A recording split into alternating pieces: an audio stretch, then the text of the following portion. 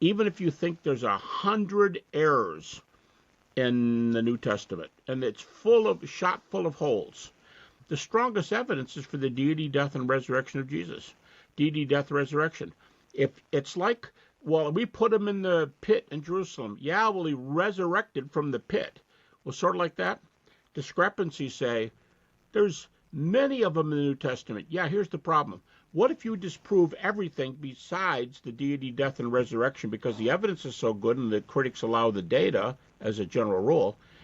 If you allow that data, you can keep doing your discrepancies, but Jesus is still raised. Yeah, but how did Judas kill himself? Did he hang himself or fall off the cliff? Well, we can talk about that, but what I want to know is what are you going to do with the deity?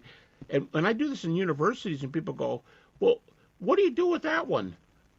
What about this problem or that problem? I'll go, deity, death, resurrection. Either stay on the subject and refute that, or admit it and become a Christian.